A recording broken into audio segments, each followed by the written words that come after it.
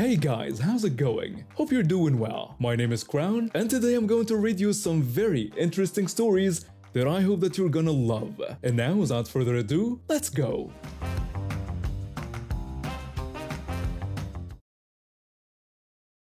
I'm a 30-year-old guy who works for a mid-sized consulting firm. My job requires me to travel about once a month to meet with clients in different cities. I've been doing this for about 5 years now, so I'm pretty used to hotels, airports, and all the usual travel stuff. I'm not picky about accommodations when the place is clean and quiet enough for me to get some decent sleep. Last month, my boss sent me to a client meeting in another city. It was supposed to be a quick 2-day trip. The company booked me at this mid-range hotel downtown. Nothing fancy, just your typical business hotel with a lobby, restaurant, and basic amenities. I've stayed at similar places dozens of times before. My flight landed around noon, and I took a taxi straight to the hotel. I knew check-in wasn't until 3 in the afternoon, but I figured I'd try my luck. Sometimes if rooms are ready early, they'll let you in. If not, I could just leave my luggage and grab lunch somewhere nearby. When I walked into the lobby, there was just one person ahead of me at the front desk. She looked to be in her mid-20s, wearing jeans and a sweater, with a large suitcase beside her. She seemed pretty irritated about something. The front desk clerk was this polite young guy who was trying his best to explain something to her. From what I could hear while standing behind her, she was complaining that her room wasn't ready yet. It had something to do with the room type she booked or maybe the cleaning schedule. I wasn't really paying attention to the details because, honestly, I didn't care.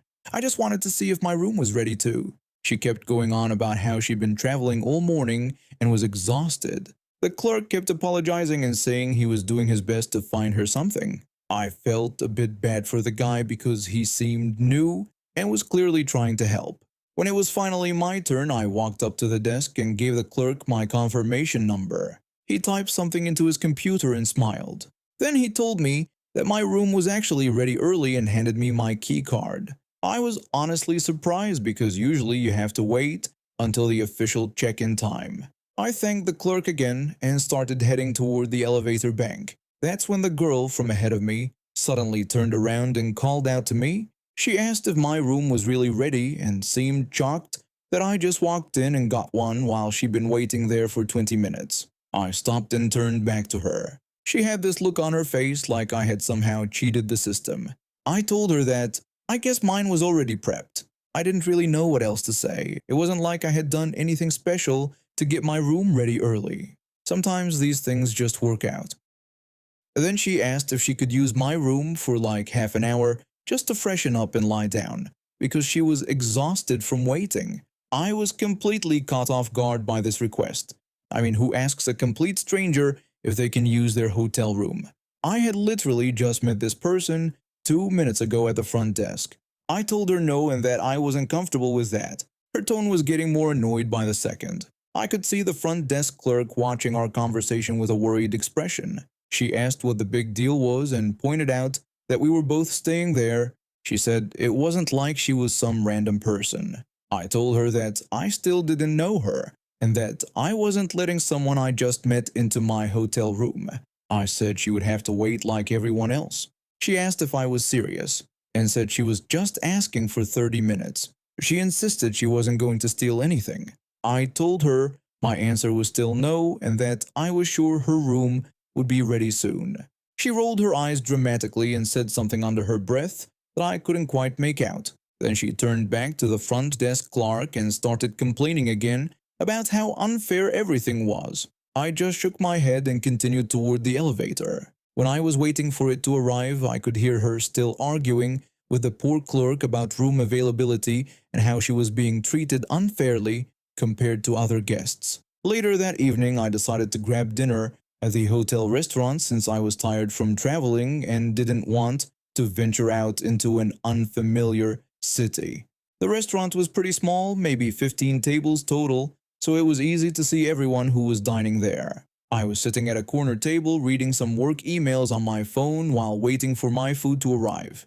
That's when I noticed her walk in with another girl who looked about the same age. They were seated at a table across the room from me. The moment she spotted me, she gave me this incredibly dirty look like I had personally ruined her entire day. She even pointed me out to her friend and started whispering about something. Her friend kept looking over at me with this confused expression. I just ignored them and focused on my meal. But I kept thinking about how bizarre the whole situation was. She was acting like I was the villain in some story when all I had done was refuse to let a complete stranger into my hotel room. The more I thought about it, the more I realized how strange her request actually was. I mean, shouldn't she be more cautious about strangers than me? She didn't know me either. I could have been anyone. What if I was a creep or worse? Some people have zero awareness when entitlement takes over. The next morning at breakfast, I saw her again in the hotel restaurant. This time she was alone sitting at a table near the window. When she noticed me, she made a big show of looking away and acting like I didn't exist. It was honestly pretty childish. I finished my trip without any other incidents, but I kept thinking about that interaction. The audacity of asking a complete stranger to use their hotel room, then acting like I was the unreasonable one for saying no, was just incredible to me. When I got back home, I told my co-workers about what happened. They all agreed that her request was completely inappropriate and that I had handled it correctly. One of my female colleagues even said she would have been creeped out if some random guy had asked to use her room. I travel for work about twice a month. This trip was to visit some college friends in Denver before heading to a conference in Salt Lake City the next day. I always book window seats because I enjoy looking out during takeoff and landing, plus I hate having people climb over me to get to the bathroom. I'm someone who plans ahead. I check in exactly 24 hours early to get the best seat selection and always arrive at the airport with plenty of time. This flight had open seating, which meant it was basically a free-for-all once you got on the plane. I had paid the extra fee to get priority boarding because I knew window seats would go fast. When I boarded, the plane was maybe half full, so there were plenty of good seats available. I found a nice window seat about halfway down and settled in with my book. A few minutes after I sat down, a woman with two kids boarded during the priority boarding section. The kids looked like they were maybe 7 and 9 years old, both carrying those big gaming backpacks. They took the row directly behind me. The mother looked right at me and asked if I would mind switching seats so her children could both have window seats. I told her I preferred to keep my seat. She gave me this massive eye roll and let out this dramatic sigh like I had just ruined her entire vacation. The kids didn't even seem to care. They were already pulling out their gaming devices and completely ignoring the windows. About 10 minutes later, regular boarding started and more people began filling the plane. That's when the father showed up. He stopped right at my row and looked around like he was surveying a battlefield. He asked why both kids weren't in window seats, staring right at me when he said it. I just looked back at my book and pretended I didn't hear him. If having window seats was so important, why didn't he board early with one of the kids to secure them?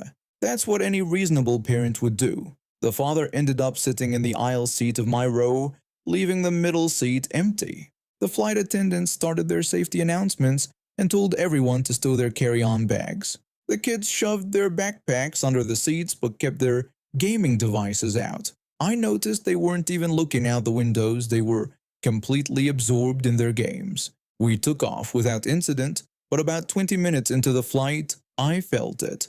A sharp kick to the back of my seat, then another one, and another. I turned around and spoke directly to the father since he was in my row. I asked him to please tell his child to stop kicking my seat. He just stared at me like I was speaking a foreign language. The kicking continued. I said louder that I needed him to tell his kid to stop kicking my seat.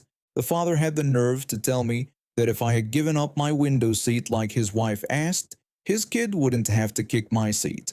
This grown man was basically saying his kid was kicking my seat on purpose because I wouldn't give up the seat I had rightfully claimed.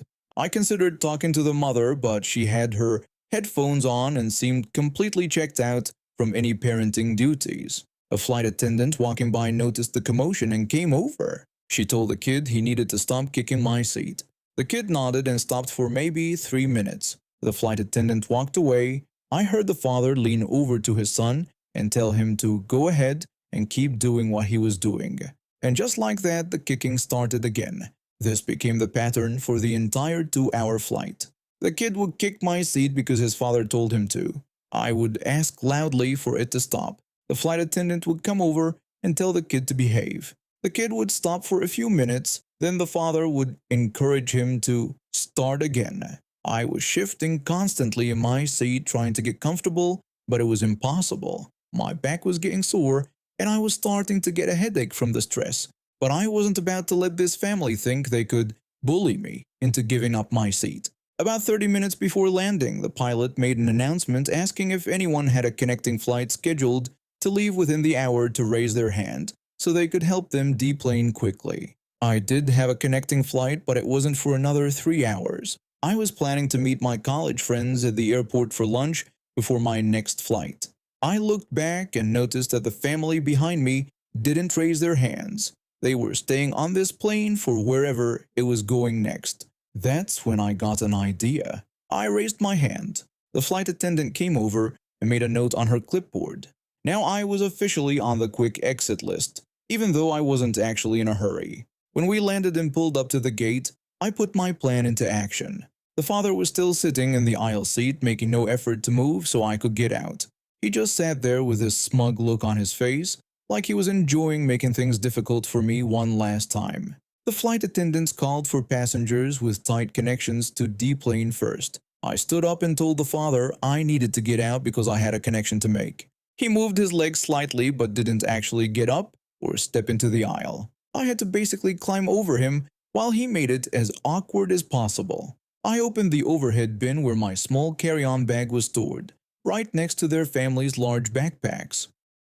I pretended to search around for my bag, moving things slightly. While I was up there, I quietly unzipped both of the kids' backpacks. Not all the way, but enough that when someone grabbed them, everything inside would spill out. I took my bag and headed for the exit, giving the family one last look. The father was still sitting there with that annoying smirk, probably thinking he had won some kind of victory by making my flight miserable. I walked up the jet bridge. I could already hear the commotion starting behind me. Sounds like someone's carefully packed gaming equipment and travel snacks were about to become everyone else's problem. I've been running my family's cattle farm for 15 years now, ever since my dad passed and left me the land. My wife and I have built a good life here, raising our 2 kids and maintaining the 100-acre property my grandfather started back in the 1960s.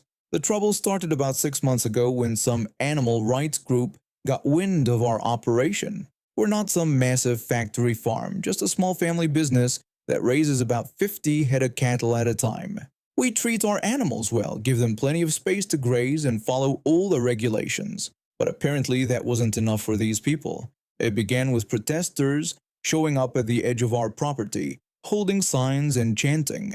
They stayed on the public road, so there wasn't much we could do about it. My wife wanted to call the sheriff, but I figured they'd get bored and move on. Boy, was I wrong. The protests got bigger over the next few weeks. What started as maybe 5 or 6 people turned into crowds of 20 or 30. They'd show up early in the morning right when I was doing my rounds, screaming about murder and cruelty. My kids couldn't even play in the front yard without hearing all that nonsense. The worst part was their leader, this middle-aged woman with short blonde hair, who seemed to think she owned the place. She was always the loudest, always pointing and yelling the most. The other protesters looked to her for direction, and she ate up the attention. I'll call her Karen. 3 weeks ago, things escalated.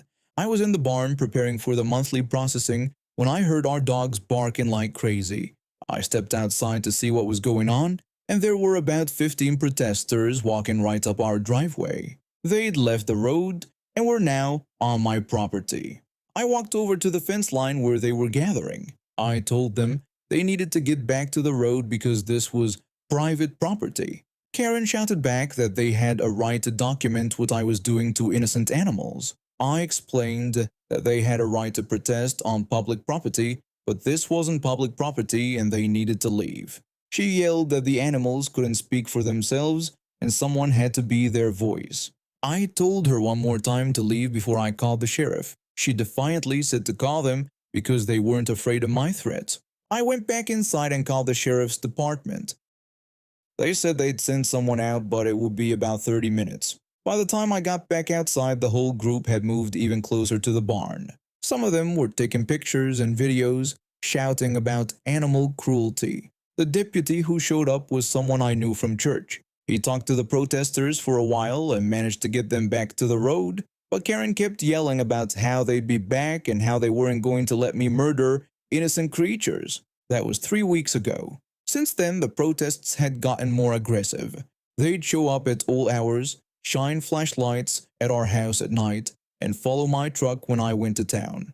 My wife was getting scared, and my kids were asking why those people hated us so much. Yesterday morning, I was getting ready for our monthly processing. We had a buyer coming to pick up 6 steers, and I needed to get them ready.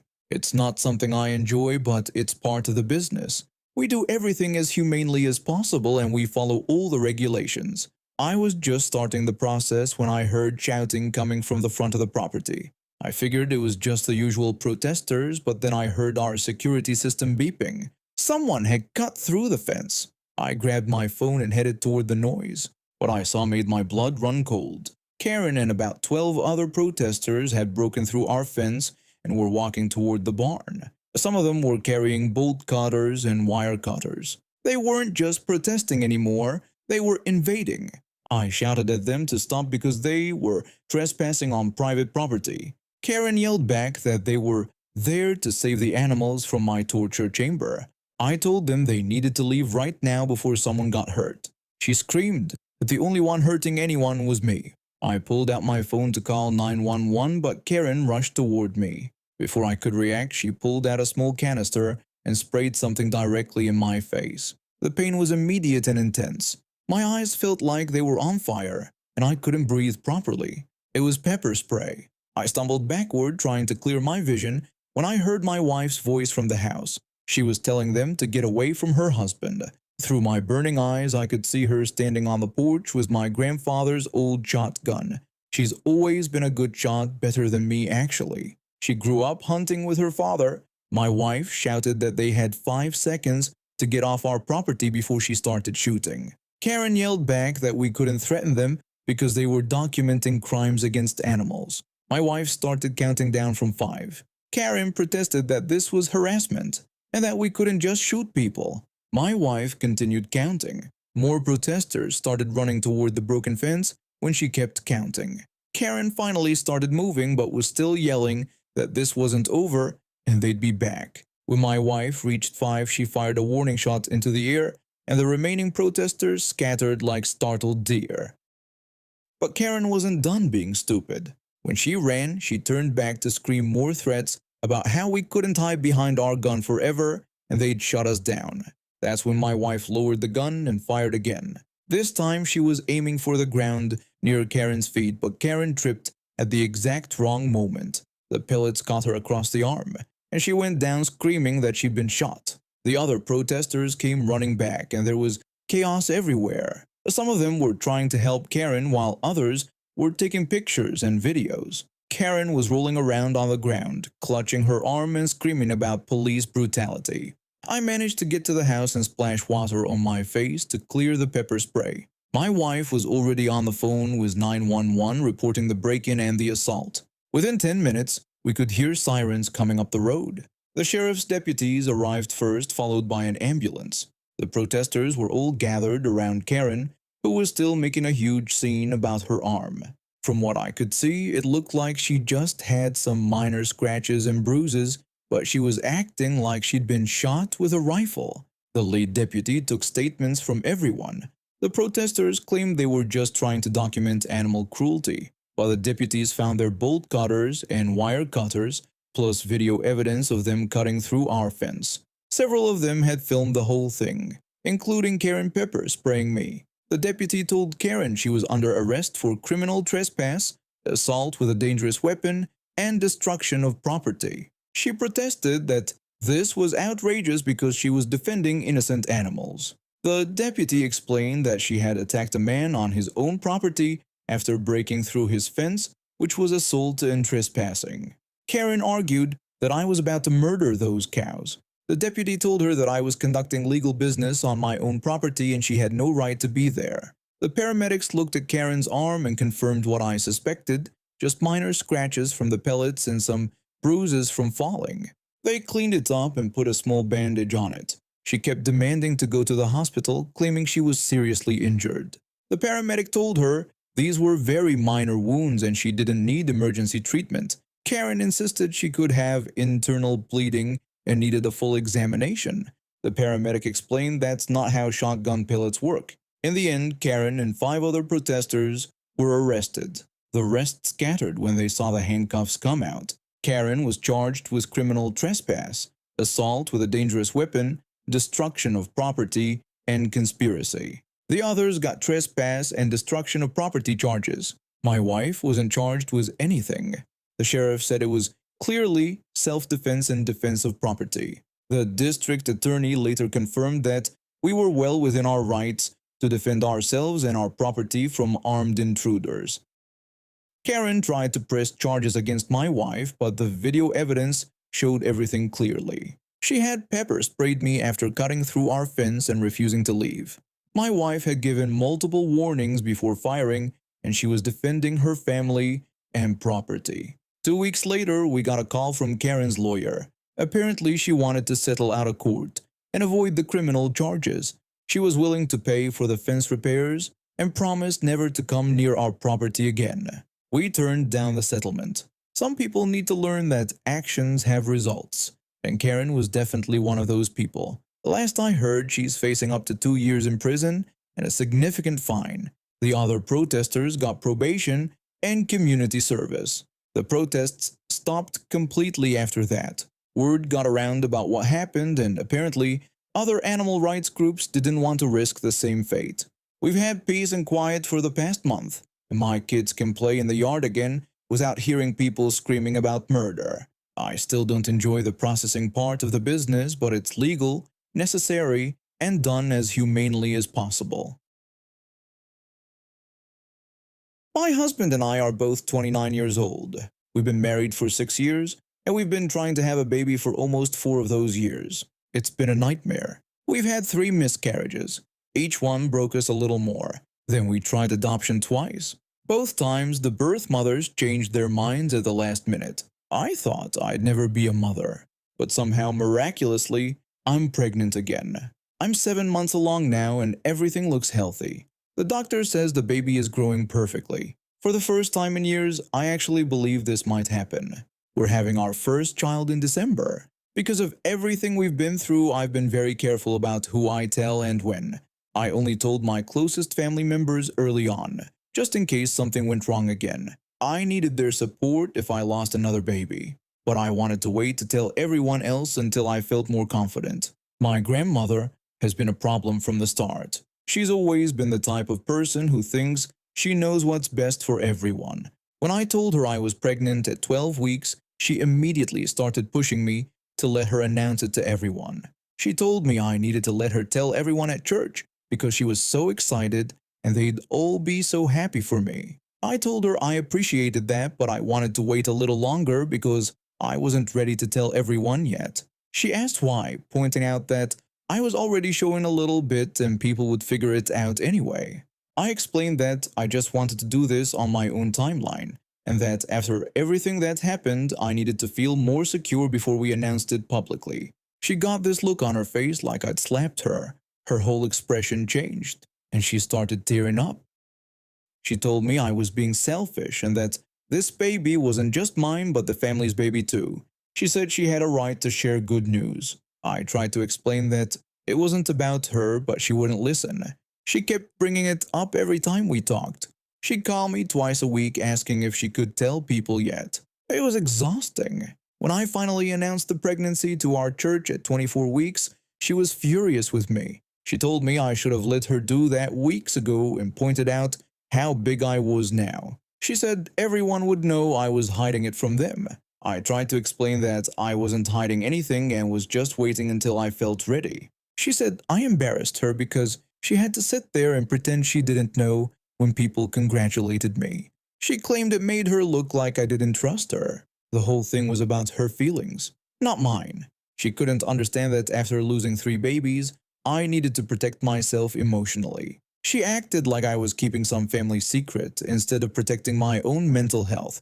Last week, we found out we're having a boy.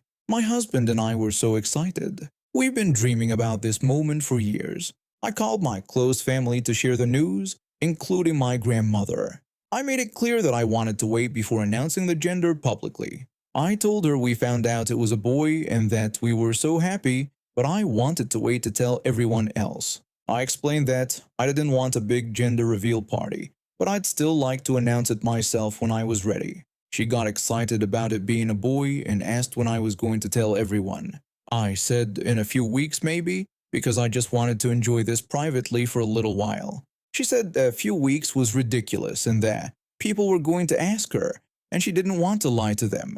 I told her she didn't have to lie but could just tell them we were keeping it private for now. She didn't respond well to that. I could tell she was angry, but I thought she'd respect my wishes.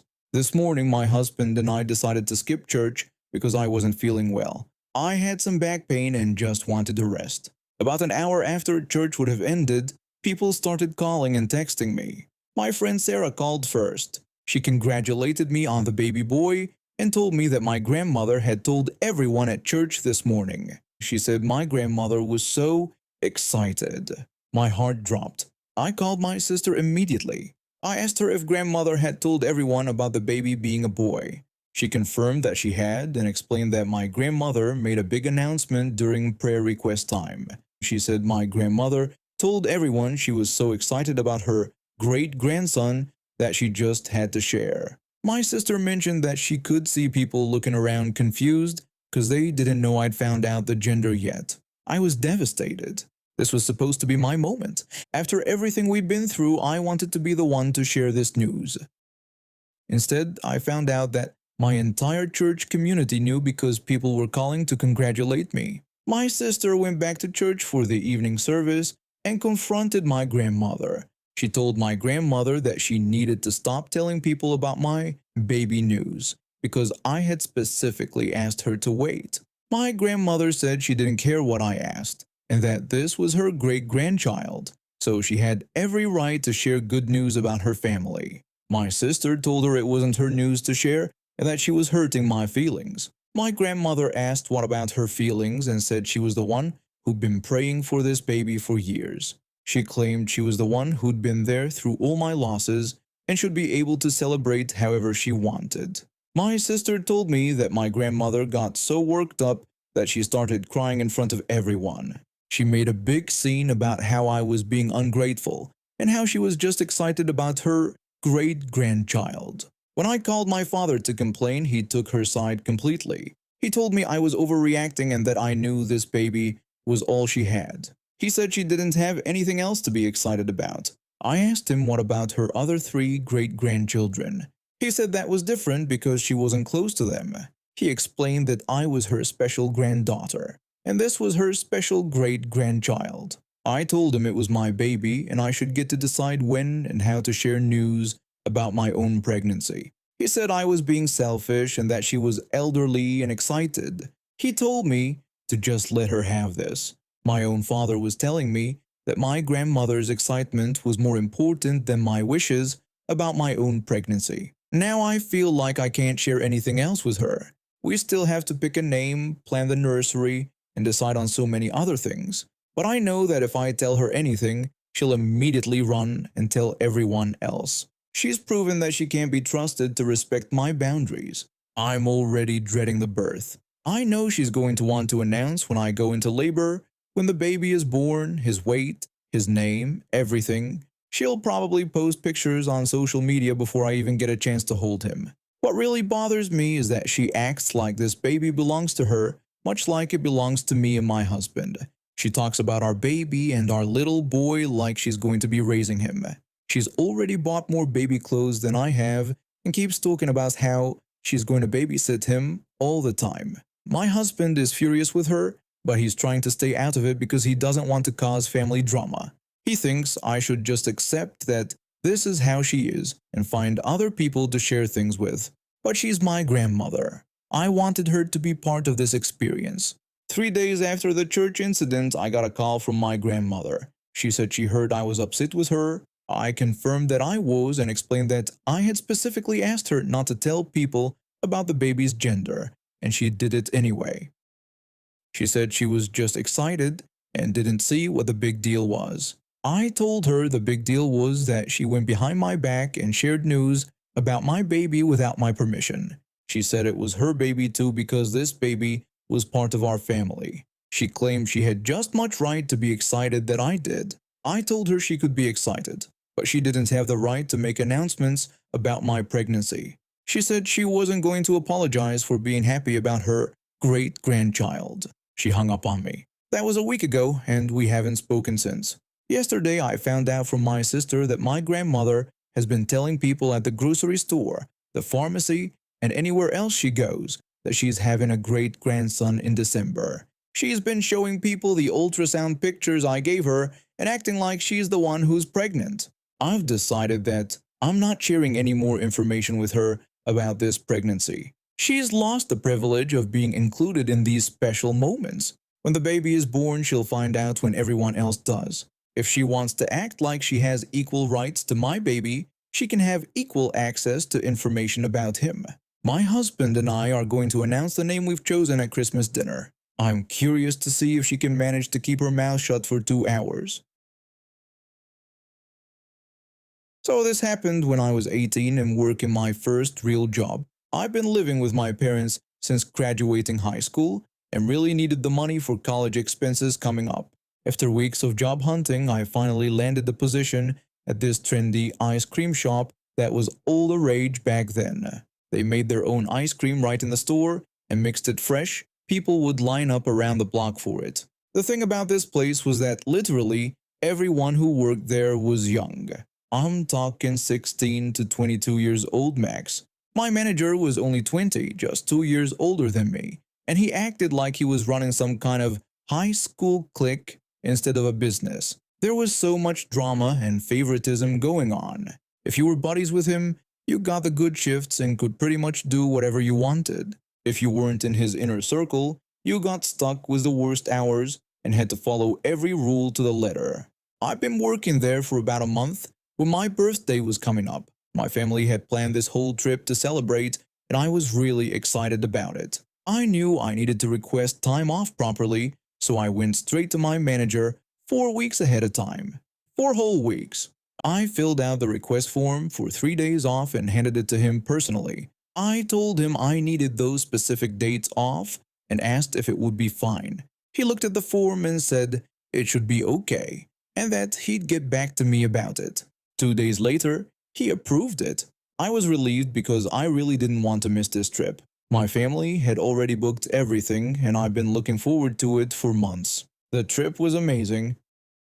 I got to spend quality time with my family, celebrated my birthday, and came back feeling refreshed and ready to work. But the moment I walked into the store for my first shift back, something felt off. The other employees were giving me weird looks and whispering among themselves. I figured maybe something had happened while I was gone, but nobody said anything to me directly. Then my manager announced we were having a staff meeting before opening. We all gathered in the back room and he started going on about this new policy. He told everyone to listen up because they were implementing a new rule effective immediately. Even if you request time off and it gets approved, you're still responsible for finding someone to cover your shifts. He made it clear this was non-negotiable. I'm sitting there thinking this is ridiculous. Why would anyone need to find coverage for approved time off? Isn't that literally what managers are supposed to handle? But I also figured this didn't apply to me, since I'd given him a month's notice and he'd already approved my request. He makes the schedules only a week in advance anyway, so he had plenty of time to work around my absence. After the meeting ended, most people left, but I noticed my manager stayed behind with one of the newer employees and someone else. I assumed he was doing training or something. I was scheduled to open that day with another coworker, so I got to work setting up the store. The morning was going pretty smoothly. I was in a good mood, still riding the high from my birthday trip.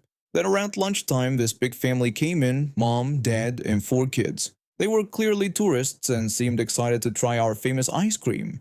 I started taking their order going through all the different flavors and mix-ins we had available. That's when I saw my manager standing in the doorway to the back room, making this urgent gesture with his finger for me to come over. I was confused because I was obviously in the middle of helping customers, and he could see that. I apologized to the family and told them to give me just 1 second. I explained that I needed to grab a flavor from the back that we were out of up front. I rushed to the back room, annoyed that he was interrupting me with customers. I asked him what was up and reminded him that I had this big family out there and needed to clock out for lunch after I finished with them. He said yeah about that, and then told me I would need to finish up with them and then I could leave. For good. I asked him what he meant by for good. He explained that he was letting me go because I didn't get coverage for those 3 days I was off, and that was the new policy. He said I couldn't just take time off without making sure my shifts were covered. My mouth just hung open for a second. I asked if he was kidding me right now and pointed out that I had requested that time off 4 weeks ago and he had approved it. I wanted to know why I was even on the schedule for those days if I had approved time off. He just kept saying that the policy was the policy and I should have found someone to cover. I argued back that he makes the schedule and knew I wasn't going to be here. I asked how I was supposed to find coverage for shifts that shouldn't have existed in the first place. He just looked annoyed and told me to finish up with the family and then I could go. I knew exactly what had happened. He'd forgotten about my approved time off when he made the schedule, probably realized his mistake when I didn't show up, and now he was trying to make it my fault instead of admitting he screwed up. I'd seen him do stuff like this before to other employees. I was furious, but I also knew I had to go back out there and face those customers. I took a deep breath and put on my biggest fake smile. I apologized to the family again and asked where we were. The dad said they were just deciding on sizes and asked what I would recommend. You know what? It was their lucky day. I was about to get fired for something that wasn't even my fault, so why not go out with a bang? I told them I was actually going to upgrade all 6 of them to extra large sizes, completely free. I explained that any mix-ins they wanted, cookies, candy, brownies, whatever, were also on the house. The kids started cheering and the parents looked shocked. The mom asked if I was serious and said it was so generous. I told them absolutely, and explained that this was all compliments of my manager back there. I made sure to mention that he specifically wanted me to let them know he was covering this entire order as a welcome gift. I loaded them up with the works. 6 extra large ice creams with premium mix-ins, the whole 9 yards. The bill would have been close to $60, but they got it all free. They were practically glowing with happiness. The dad said wow and asked me to please tell my manager how much they appreciated it. He said it was incredible customer service. I told him I definitely would, and made sure to say they should tell everyone about how generous the manager here was. I rang it all up as comps under my manager's employee number, clocked out, and collected my tips from the family. They were so happy they tipped me $20 on top of the free ice cream. When I was walking out, I could see my manager through the back room window. He was watching the whole thing and his face was absolutely priceless. He looked like he was about to have a heart attack. I gave him a little wave and walked out the door. I never went back to that place, not even as a customer. And now we have reached the end of today's stories. Thank you for watching, and see you next time.